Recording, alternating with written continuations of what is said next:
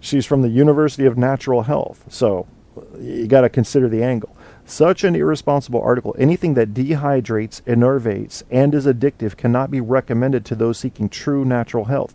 Getting the most antioxidants from coffee only highlights the disaster that is the common American diet. Counterbalancing the overconsumption of alcohol is hardly a benefit to encourage. I agree with that. Coffee contributes to the epidemic of anxiety, interrupts sleep, and jacks people up, athletes included, only until they crash. Drugs are powerful. The coffee drug, especially mixed with the refined sugar drug, is a recipe for long-term guaranteed health denigration. Some people responded to her in disagreement. But, you know, I have to give everybody their say. And I think there's a little bit of support for her claim. You know, coffee can be an issue if it starts messing with your sleep.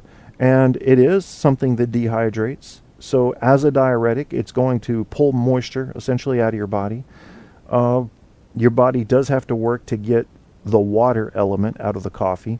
I don't know exactly how that works, but that, you know, compare coffee to water and with just some caffeine in it. Well, the caffeine is the diuretic. I don't think coffee's oils act as a diuretic. So anyway, it's important to know both sides of an argument and then decide how that affects your life. What I'm seeing, though, is major truckloads of research coming in saying the coffee's good for you overall. Just like the glass of wine a day. Just like, you know, eating well and avoiding saturated fats. That kind of thing. This all plays well together. That's all I'm going to talk about with regard to coffee. And we're going to go on to sounding smart, and then we're going to be done with this show. So there's the coffee thing. Now I'm going to read you, this is Washington Post, why a leading professor of new media just banned technology use in class. I'm going to very quickly consolidate this article for you. I've spent some time with it. This guy teaches and at New York University, and he used to let everybody use anything. Because, I mean, what he was teaching was essentially technology. New media. He talks about open source stuff. So this guy used to let people bring in cell phones, laptops, do what they wanted. Because his idea was, hey, it's up to you to get the A. It's up to you if you want to pass this course. I'm not going to babysit you. Bring in, you can watch fucking cat videos, the whole class if you want. So he just was trusting in the adult, even though there were young adults. And that's kind of what it says in this article. But he says, I came to realize that I was competing with distractions that were much more entertaining than I was. And I think he made a good point there. But then he says this. Listen to this. I gotta scroll way down here on this article. And it bothered me. It really bothered me. This is, maybe I shouldn't be too bothered by this. You have these little I don't know what you call them, quirks in your personality where something just really rubs you the wrong way, don't you? And other people say, well, that doesn't bother me. Well, I have a couple too, and this is one. Listen to this. So he's writing, right? He says, I have known for years that the basic research on multitasking was adding up, and that for anyone trying to do hard thinking, our spécialité de la maison here at college, I think that's actually pronounced, let me think, spécialité, but it's spelled special ITE with a accent mark on the end of the E, both E's actually. So I think it's spécialité or spécialité de la maison. So French is a language that I study, yet I wouldn't fucking put French into an article like this. So let me go back. I've known for years that the basic research on multitasking was adding up, and that for anyone trying to do hard thinking, our spécialité de la maison here at college, device use in class tends to be a net negative. Why did he have to say that? Our house special here at college is hard thinking. We know that. College is an institute of higher learning. Everybody knows that. So you have to remind us that, hey, this is what we do every day here, hard thinking. No, we already know that. So why are you blowing your own horn?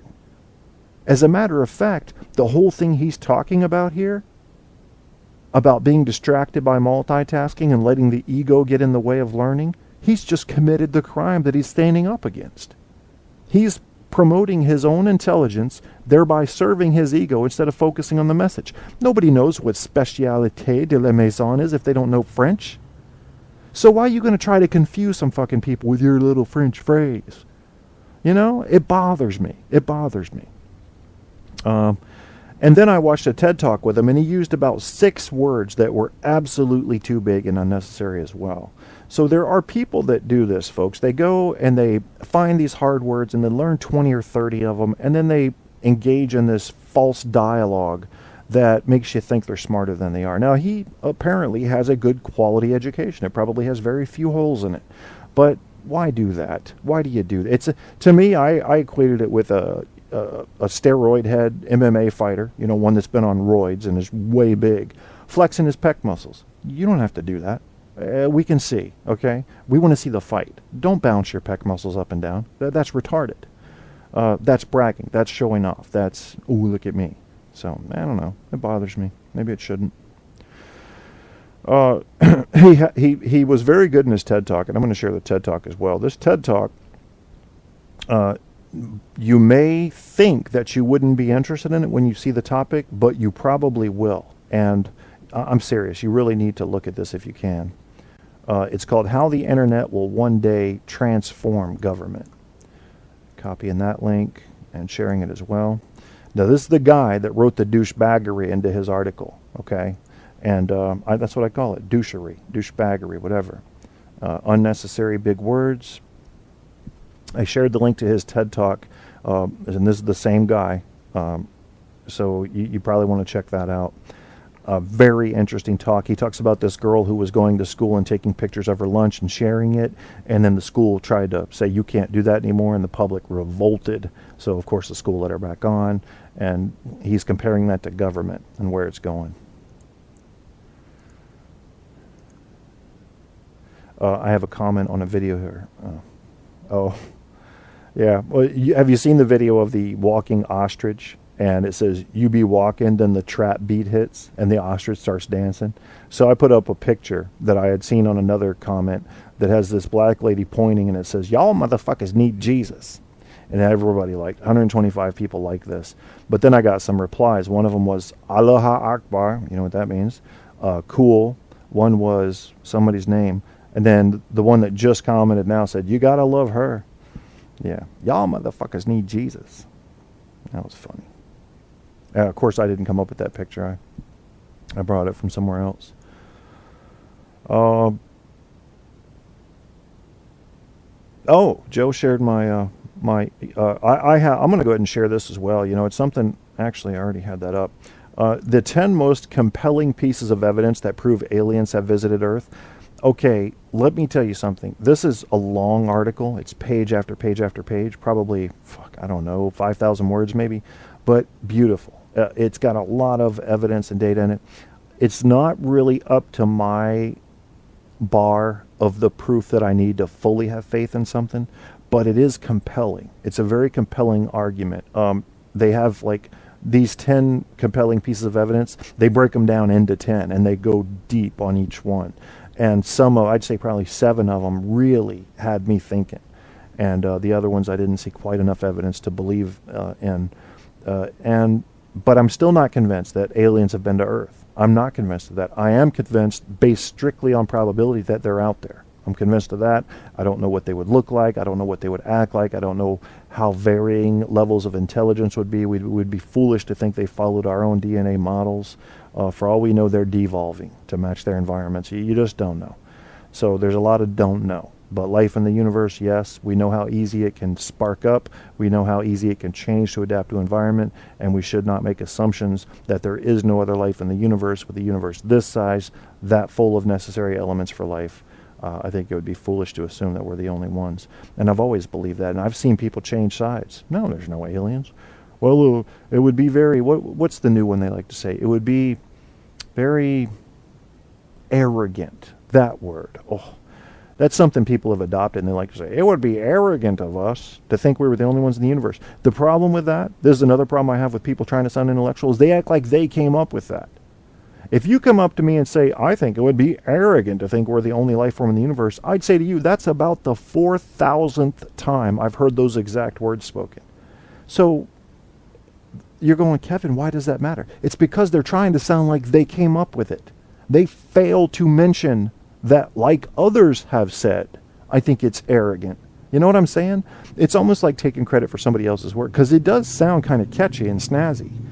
I don't like when people do that. So yeah, I'm complaining a little today. I've been in a lot of pain. I guess it's consistent with my mood. The pain creates the mood creates the talk. Whatever.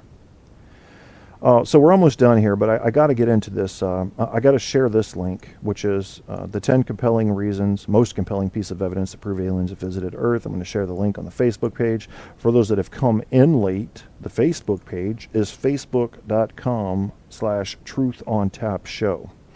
Check it out. You'll see an announcement for this show with links to the things we've spoken about. And I will therefore close this. I've already shared the professor's link and the article that drove me nuts, because I think he used 3 or 4 French phrases. Absolutely unnecessary in an article for the Washington Post, you know? I don't know. I mean, he may stand up and say, look, I'm trying to teach people something. I want them to look it up. You know, that's a good argument, but is he? Or is he just showing off? Anyway. The last thing we're going to talk about, we talked about the coffee, we talked about acting smart, and I've got one more thing to close on. And it's called Big Words on Your Resume Won't Make You Sound Smart. Okay? Now, you may say, Kevin, what do words on a resume have to do with somebody in a teaching position or somebody in a radio host position? What does that have to do with each other? It has a lot to do with each other. Every day that I do a radio show, essentially I'm putting my resume in front of you. I'm putting my performance ability in front of you, and I'm asking for your grade. I'm asking, is it good enough for you to want to keep coming back? So really there are some definite correlations between big words on your resume and you using big words in your articles or radio show or whatever form of media you're coming across on. But keep in mind, they've done this research now. Just shared the link off of Volt.com. You're staring at your resume concerned the retail cashier makes it seem like you had a menial job. Maybe you can make it sound more significant. How about textile transaction specialist, monetary process liaison? Both of those sound more professional, right? Wrong. Those versions sound like exaggerations, not jobs. Most hiring managers and recruiters have seen it all and can tell when someone is trying to make a job sound like more than it was. Do you see the consistencies going on between somebody using big words to sound smarter than they are? You're gonna catch it. Keep listening. Worse, they will likely wonder if this applicant embellishes on one part of their resume, what else is overstated? Think about that. If the people who evaluate you are seeing you embellish, whether it's on your education or accomplishments, they're not going to trust what you say in the future, folks, because you weren't accurate and honest with them. How about that? In a competitive job market, that might be enough to get you passed over. I agree. Rather than trying to sound smart, be smart. Thank you, article writer. Who is this? Bill Reagan. I love you, Bill Reagan. You fucking idiot. I love you. Look at him. I love this guy. Is that him right there? Utilizing lucid communication skills, bro. I don't think that's a picture of him. You're crazy, Bill. I like you. He says, don't sound smart, be smart. When deciding how to describe your experience, consider these tips. 3 quick tips, okay? Think about who is reading your resume. Hiring managers are busy. People listening to my radio show are busy. They don't have time to look shit up. With a stack of resumes to review, most won't have the patience for clever attempts to upsell your experience. Just be honest, folks. And I'm not saying that you shouldn't use a proper terminology for a job description.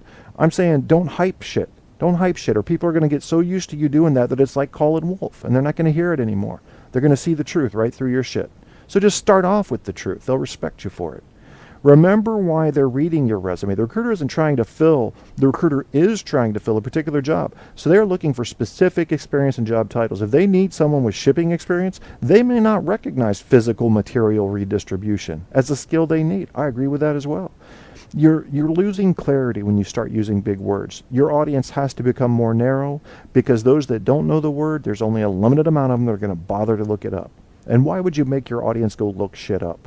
You know, I share my links. I put everything up there for you. Remember why, don't be afraid of the truth. Thank God, Bill Reagan said this. Glorifying your past roles is more likely to raise flags than raise interest. No, you weren't the global network communication expert for your last employer. You were the social media manager. That's an important role, and a recruiter will immediately understand it. Okay? The embellished version will be less clear and more easily dismissed.